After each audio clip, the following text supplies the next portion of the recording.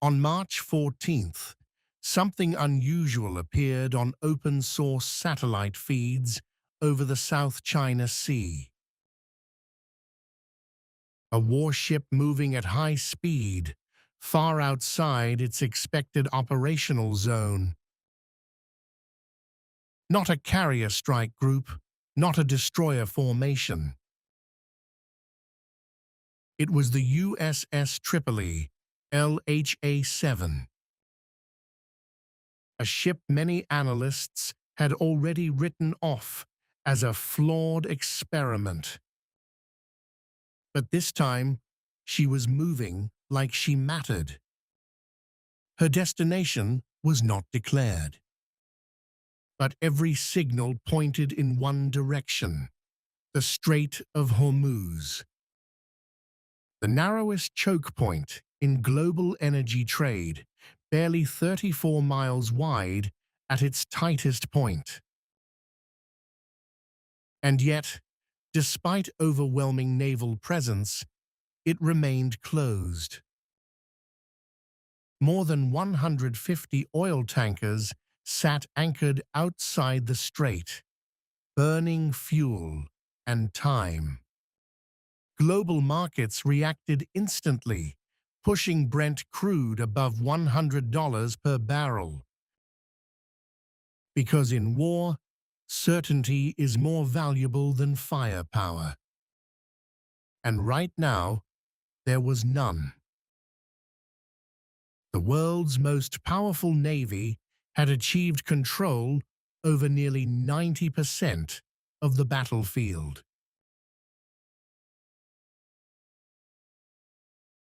Carrier strike groups in the Arabian Sea and the Red Sea enforced a wide perimeter. Yet the Strait of Hormuz remained shut. Not by fleets, but by fear. Because in that narrow corridor, a single burning tanker is enough to paralyze global shipping. And fear only needs one example to become reality. That is the paradox the Pentagon is now facing.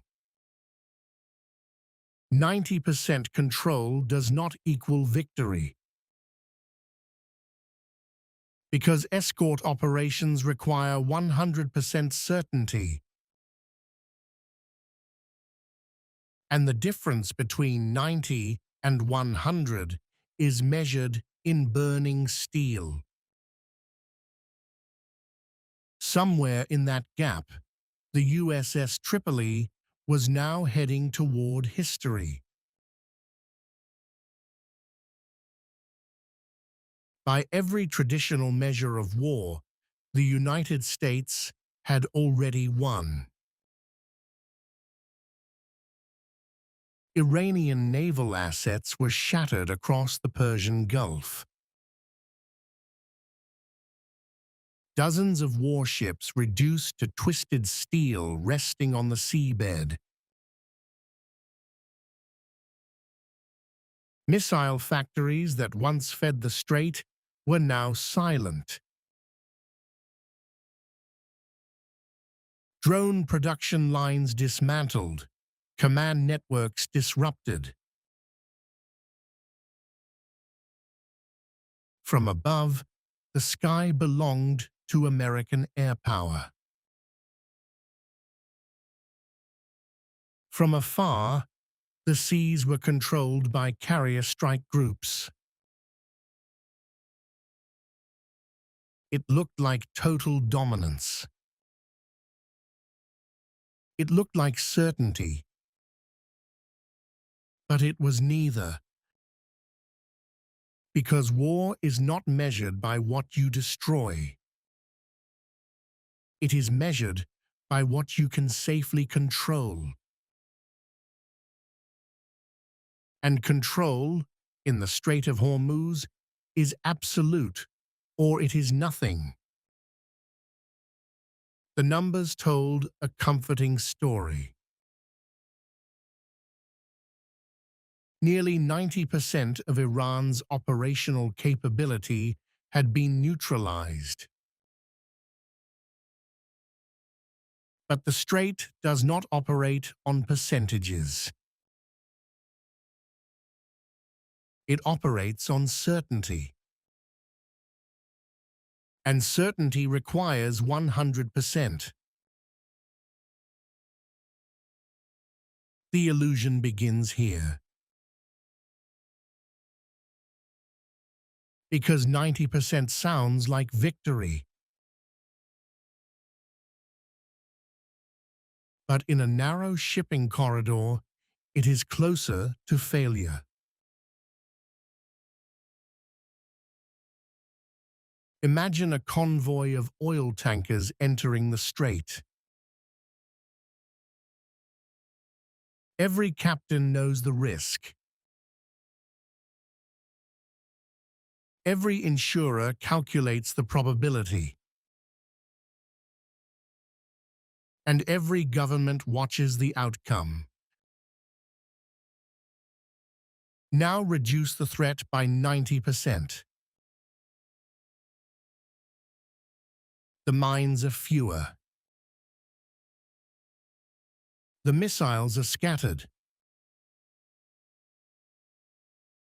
The drones are rare. But none of them are gone. And that changes everything. Because a single mine does not care about percentages. A single missile does not care about dominance. A single drone does not care about strategy. It only needs one moment, one target, one impact, and the illusion collapses. This is why the strait remains closed. Not because Iran is strong enough to win, but because it is still dangerous enough to matter. And in global trade, danger is more powerful than defeat. The world does not wait for certainty. It reacts to risk.